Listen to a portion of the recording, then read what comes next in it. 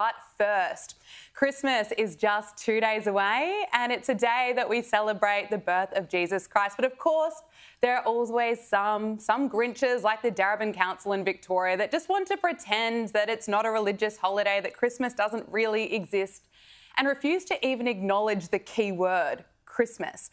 Instead, it's a time where some choose to say happy holidays or season's greetings. And as Joe Hildebrand has reminded everyone in his column over the weekend, the word Christ is front and centre. And because without Christ, there is no Christmas. So Joe, talk to us about your idea. If people want to avoid the term Merry Christmas, that's of course fine. Is it? But they don't get the holiday. That's right. Thank you very much. New rule. So this is what happens when you just play the waiting game and you wait for all the regular hosts to go on holiday so that the fill-in host can come in, and then I get to put my story at the top of the rundown, and finally my takeover is complete. Turns out it wasn't cultural Marxism that Liz Storer should have been worried about. It was me.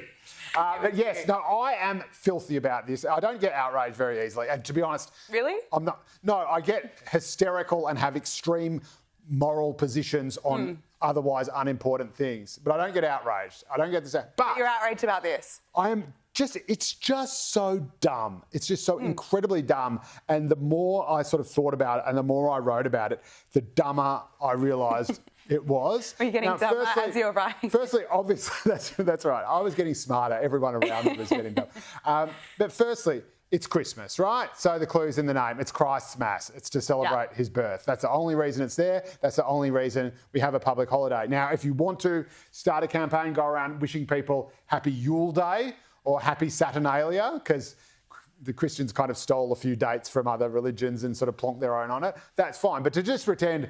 We're just all having holidays for no reason. And then I look, of course, at the word holiday itself. And, of course, the word holiday is holy day. It is literally when you have a day off to do holy things for religious services or for religious observance or whatever. So the whole idea of having a holiday is founded in religion, in religiosity. Yeah. And then, of course, the names of the days themselves are all named, or most are named after gods, okay? You've got Sunday for the sun, Monday for the moon, Tuesday, I forget Tuesday, but Wednesday is Odin's day or Woden's day, Thursday is Thor's day, pretty obvious, and Friday is Frigg or Freya's day, right? So these are the Norse gods. Saturday is, again, Saturn's day, so a Roman god thrown in there as well, or technically I think he was a Titan, but anyway. So again, all these things are completely imbued with Christianity. And so when you get some knob-end council or some knob-end atheist saying, oh, well, it doesn't matter anyway because it's all irrelevant and it's all just, it's irrational, it's not scientific. It's like, no, it's not perfectly rational. It's not the French Revolution with its, the third week of Thermidor. It's based on thousands of years that we measure from the time Christ was born.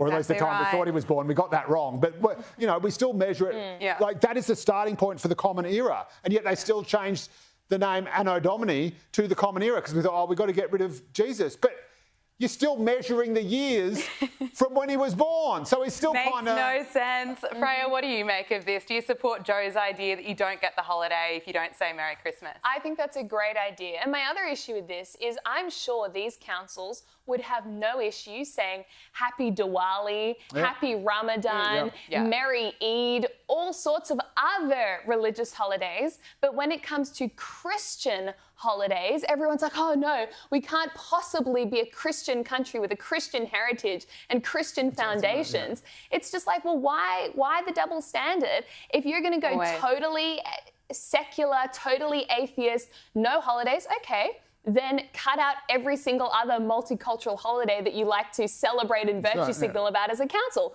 But they don't do that. Every other holiday, green light, go ahead, let's have some Happy Diwali. But when it comes to Christmas, that's a no-go. It's a complete double standard and it's anti-reality. It's trying to deny the foundations of Western civilization, deny the foundations of our country, erode our common story as a civilization. It's ridiculous. Yeah. And it's kind of also, like, it's offensive to the other... Sorry, now I really am getting... Let's hear it. We're here to debate. But it's offensive to other religions as well because it doesn't take religion seriously. And it's quite a sort of well-known fact that, Muslims will have more in common with with Christians and, believe it or not, Jews, and their religions do. They're all three are Abrahamic religions, than they do with atheists. So the idea, talk to a Muslim about there just not being a God, and it's like saying that the world doesn't exist, right? So, and again, so I've been, I spent Ramadan in Turkey, obviously a Muslim country.